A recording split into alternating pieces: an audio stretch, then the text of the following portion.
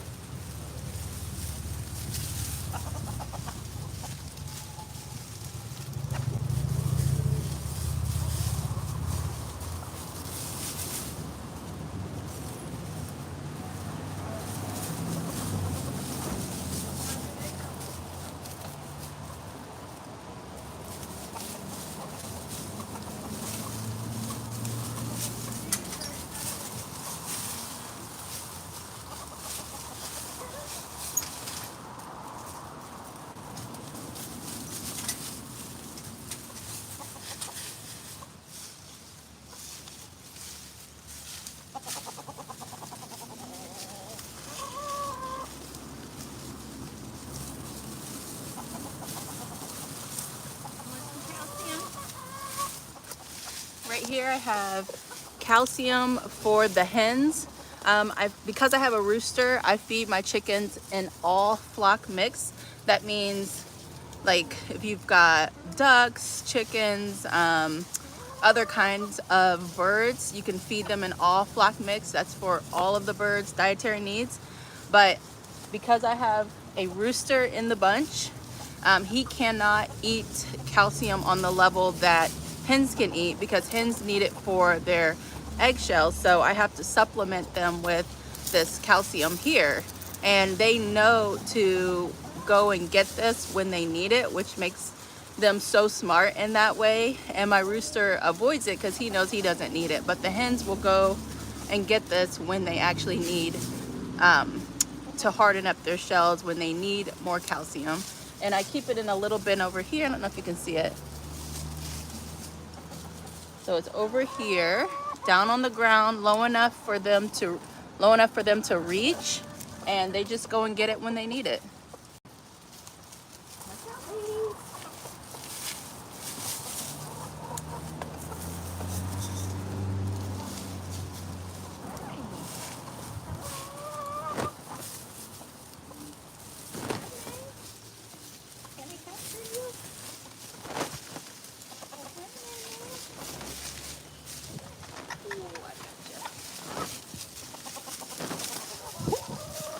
This is May May. She is our tiniest chicken. She's a Sarama chicken, and they are one of the tiniest breeds of birds. I actually hatched her myself. We got her, well, I ordered eggs from eBay, and her and two other roosters hatched, and the roosters have gone on to new homes. And then we kept her. She's in need of a nail clipping, but you can see how tiny she is. She probably weighs like 2 pounds or less. She's very small, very light, and she's very gentle. I definitely, if you have kids who want chickens, these guys are easy to handle. They're small and they're very, I mean, she's been nothing but gentle or sweet, except when she's broody. When she's broody and she's trying to hatch eggs, she will nip at you, but it's nothing that is painful at all. But it can scare you or catch you off guard at first when you're like going in there to get eggs and she's like, you know, growling and she's like, "Arr!" and she tries to get you. But yeah, she's very sweet other than that, and she's very small. I am a little bit worried about her for the winter time because she is a tiny breed. We do get freezing temps. But I'm hoping that being grouped up with the bigger chickens, she'll be able to keep warm with them. If I do see any issues, I'll bring her inside. I do have a small animal like cage type of thing that I can put her in for the winter time.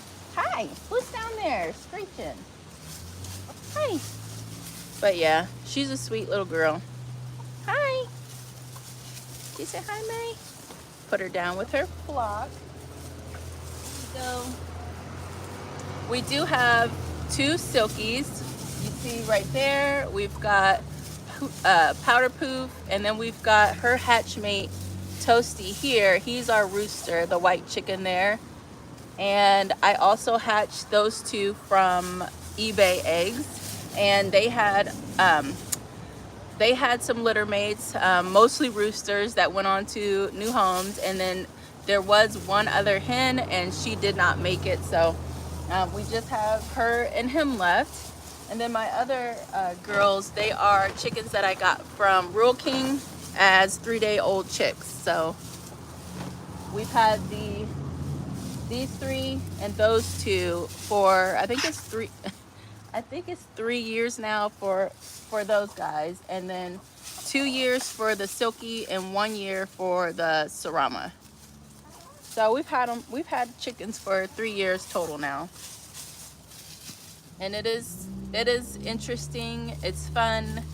They themselves make it fun to take care of them because they're so silly and they're always doing something. Like you just heard them screeching, and like there's always something. Now the big ones, I won't pick them up unless I absolutely have to, because they're bigger, and if you are trying to get them, they're like, you know, and they're flapping. It's just easier for them to get hurt in the process of me trying to get them. So unless I'm clipping nails or fixing any sort of issue with them, I don't pick them up and like and scare. It basically will scare them. Even though I've taken care of them since they were 3 days old, they still act like I'm just the most terrifying creature alive when I'm trying to get them. If I've got snacks, they're okay. If I don't have snacks, I'm just trying to go for them, it's no. Like I can just show you because they're gonna take off.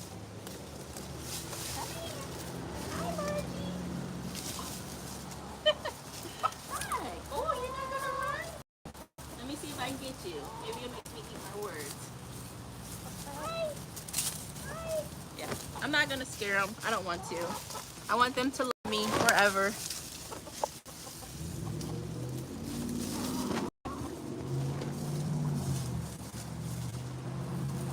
So because it's fall, I have started winter prepping them. So they've got a lot of leaves in here right now. All the leaves that fall in the backyard, we bring them in here. This is their litter per se. So like we do mulch as a ground cover in here. We do leaf litter. So they will take these leaves and break them all down.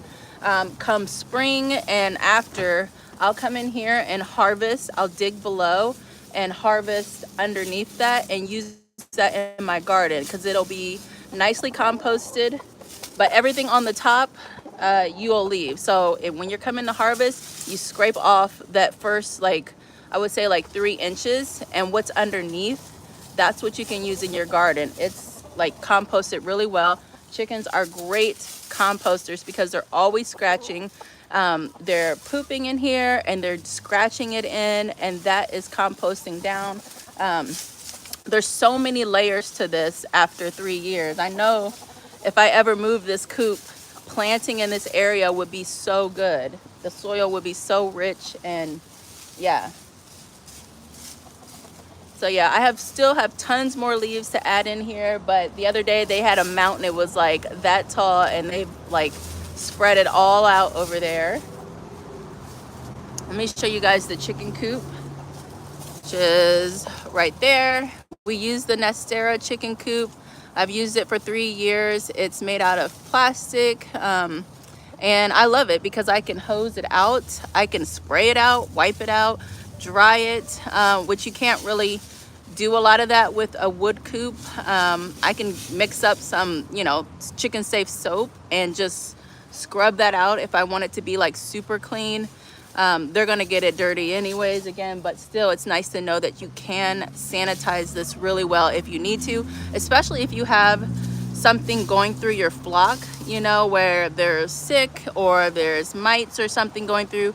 You can definitely scrub this out, clean it really good, which it's hard to do with a wooden coop. Not knocking wooden coops. I have a wooden coop in the garage that I plan to use at another house if ever we move. I want to use it, but for like new chicken people that are thinking about chickens, definitely, sorry, the truck going by, but definitely the plastic coops are the way to go. They're easy to clean. You can clean them once a week. You can clean them. Right now I'm doing deep litter, so I'm not cleaning mine once a week anymore, but whatever works for you as far as your chicken coop goes and how clean you want it to be. But yeah, chickens aren't clean animals anyway, so hi. You've got to accept some level of, you know, dirt, a little bit of filth, because that's just nature of keeping chickens.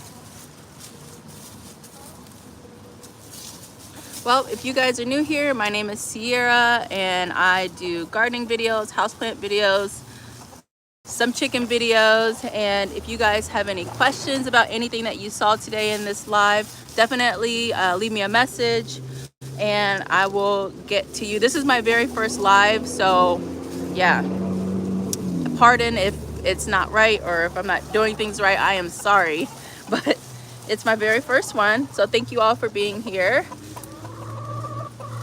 Let me know if you guys have any questions about my chickens or keeping chickens in general.